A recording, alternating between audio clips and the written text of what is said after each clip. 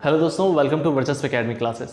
आज की क्लास में हम बात करने वाले हैं डीबीए के फंक्शंस की और साथ ही साथ समझेंगे कि ऐसे कौन कौन से रोल हैं जिसके थ्रू डीबीए की सबसे ज़्यादा इंपॉर्टेंस होती है डीबीएमएस स्ट्रक्चर में। तो चलिए स्टार्ट करते हैं। सबसे पहले हमें समझना है ये जो लिस्ट है वो फंक्शंस की है, वहीं यहाँ पे जो मैंने लिस्ट तैयार की है वो है डीबीए के रोल।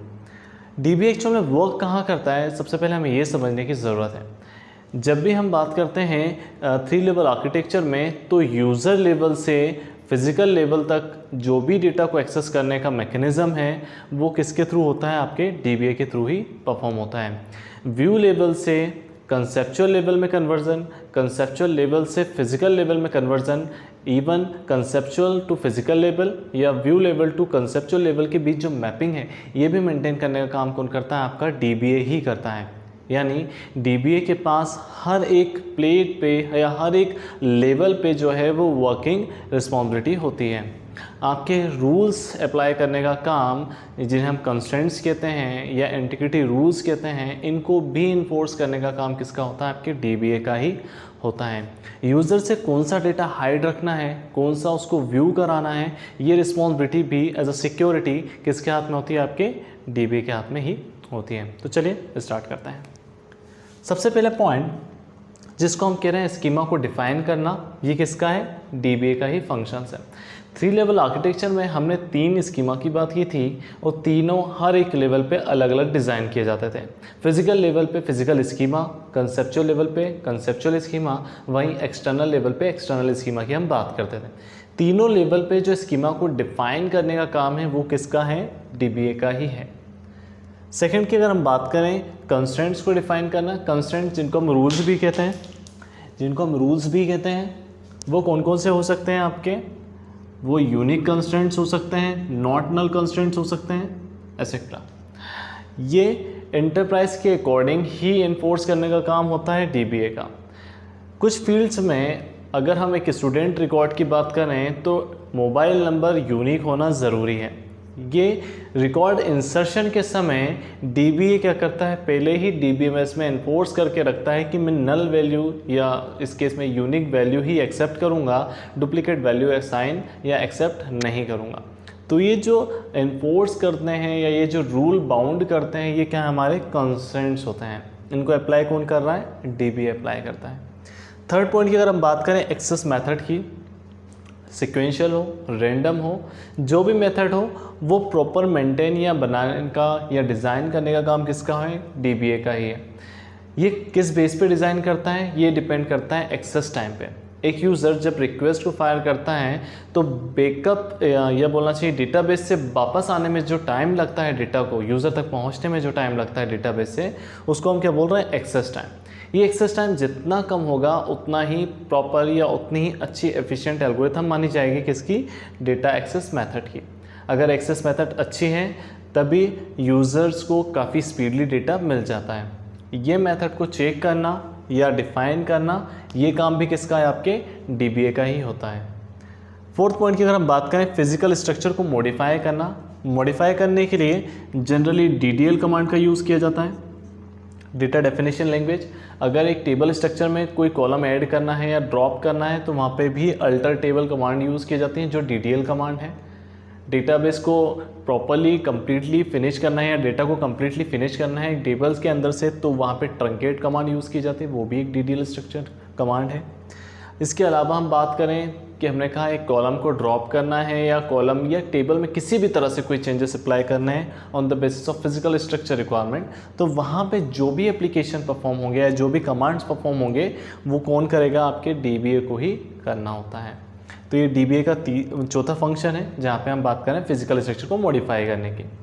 फिफ्थ पॉइंट की अगर हम बात करें कि परमिशन देना यूज़र को, ऑथराइजेशन ऑफ ग्रांट्स यानी परमिशन देना, जनरली हम परमिशन की बात करें, यहाँ पे जो वर्क होता है वो होता है डीसीएल कमांड्स का, डेटा कंट्रोल लैंग्वेज का। ये डेटा कंट्रोल लैंग्वेज के बिहाफ में ही या डीसीएल कमांड्स के बिहाफ में ही डीबीए किस यूज़र को कौन से राइट देना है ये अप्लाई करता है। फॉर एग्जांपल एक ऑर्गेनाइजेशन में अगर एक DBMS को मेंटेन किया जा रहा है तो उस DBA से डेटा को एक्सेस करने या DBMS से डेटा को एक्सेस करने के लिए डिफरेंट यूज़र्स होते हैं, मैनेजर्स होते हैं, HR होते हैं, ऑपरेटर, क्लिनिकल स्टाफ हो सकता है।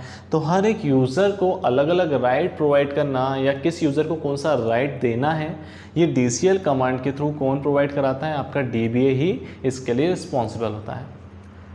6 पॉइंट की हम बात करें सिक्योरिटी को इम्पोज करना, तो सिक्योरिटी की हमने 3 लेवल आर्किटेक्चर में ही बात की थी कि यूज़र लेवल से या यूज़र को ये नहीं पता कि कंसेप्चुअल लेवल पे और फिजिकल लेवल पे क्या वर्क चल रहा है या कौन से डेटा स्टोरेज की बात हो रही है, फिजिकल लेवल पे क्या डेटा स्ट्रक्चर यूज़ किया जा रहा है स्टोरेज के लिए, एक्सेसिंग मेथड कौन सी यूज़ हो रही है, इसे यूज़र को नहीं पता होता है। तो हम कहते हैं सिक्योरिटी पर्पज़ से या सिक्योरिटी पॉइंट ऑफ व्यू से यूज़र लेवल पे या यूज़र को नहीं पता होना चाहिए कि कंसेप्चुअल या फिजिकल लेवल पे क्या वर्क हो रहा है। यूज़र को किससे मतलब होना चाहिए? सिर्फ उस डेटा से जो उसे एक्सेस करना होता है। इवन यूज़र को ये भी नहीं पता होता है कि more than one user same storage area पे या सेम स्टोरेज एक्सेस या सेम स्टोरेज पे वर्क कर रहे हैं। ये क्या है? हमारा सिक्योरिटी पॉइंट। इन्फोर्स करने का काम या अप्लाई करने का काम किसका है? DBA का ही है। लास्ट पॉइंट अगर हम बात करें डेटा अवेलेबिलिटी की, तो इसकी इंश्योरिटी भी कौन देता है? आपको एडमिन ही देता है।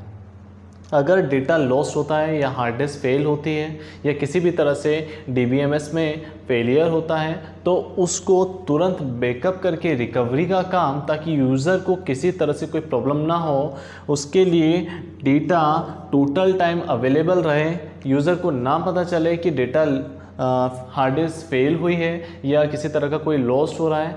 तो इससे यूज़र को कोई फ़र्क नहीं पड़ना चाहिए। यूज़र को ऐसा फील होना चाहिए कि डेटा उसे पहले भी मिल रहा था और अभी भी मिल रहा है। तो ये जो ब्रेक होता है डेटा फेलियर के कारण, वो ब्रेक नहीं होना चाहिए। ये रिस्पॉन्सिबिलिटी किसकी है? DBA की ही है, जिसको कवर करने के लिए DBA क्या करता है? रिकवरी और बैकअप जैसे प्रोसीजर को इम्प्लीमेंट करता है। तो ये कुछ फंक्शंस हैं जो DBA के हैं। अब हम समझते हैं कि रोल क्या क्या है DBA के। तो सबसे पहले रिक्वायरमेंट इंटीग्रेशन। रिक्वायरमेंट इंटीग्रेशन का मतलब, अगर एक एंटरप्राइज या कोई क्लाइंट है जो अपना एक DBMS तैयार करना चाहता है तो उसकी कौन कौन सी ऐसी रिक्वायरमेंट हैं जो फिट होती हैं एक DBMS के लिए, तो उन सारी रिक्वायरमेंट को कलेक्ट करना एक सिंगल प्लेस पे, ये किसकी रिस्पॉन्सिबिलिटी है या रोल है? DBA का रोल है। हालांकि ये सारे के सारे रोल कहीं ना कहीं इंटरेक्ट करते हैं हमारे इन्हीं फंक्शन से। इन्हीं फंक्शंस के बिहाफ में DBA कौन कौन से रोल परफॉर्म कर रहा है, यही हम यहाँ पे बात कर रहे हैं। तो पहला हमें क्लियर हो गया कि इंटीग्रेट करना सारी की सारी रिक्वायरमेंट को यूज़र की या क्लाइंट की या एक एंटरप्राइज की, ताकि एक DBMS स्ट्रक्चर को एक ही प्लेस पे तैयार किया जा सके। सेकंड हम बात करें सेंट्रलाइज कंट्रोल की। तो सेंट्रलाइज कंट्रोल का मतलब, चूँकि हम DBMS को ऑलरेडी कवर कर चुके हैं, जिसे हम कह रहे हैं कि एक सेंट्रलाइज सिस्टम है। तो सेंट्रलाइज सिस्टम है तो सेंट्रलाइज कंट्रोलर की भी ज़रूरत है, जिसको हम क्या बोल रहे हैं? एडमिन। तो सेंट्रलाइज कंट्रोलर का काम क्या है कि हर एक तरीके से समझे, हर एक तरीके से कंट्रोल करें कि कौन के यूज़र को कौन सा राइट मिल रहा है, किस यूज़र के पास किस टेबल का एक्सेस है। इसके अलावा और क्या क्या हो सकता है? डेटा स्ट्रक्चर कौन सा यूज़ हो रहा है, एक्सेसिंग मेथड कौन सी यूज़ हो रही है। ये सारे के सारे पॉइंट सेंट्रलाइज वे में कंट्रोल करने का काम किसका है? DBA का ही है।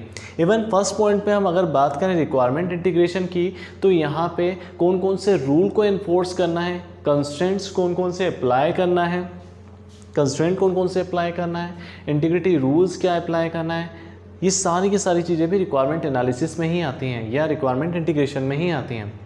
तो ये हमें क्लियर हो गया रिक्वायरमेंट इंटीग्रेशन, सेंट्रलाइज कंट्रोलर का काम। थर्ड पॉइंट की अगर हम बात करें तो डेटाबेस का क्रिएशन और मेंटेनेंस, तो ये रोल भी किसका है? DBA का ही है।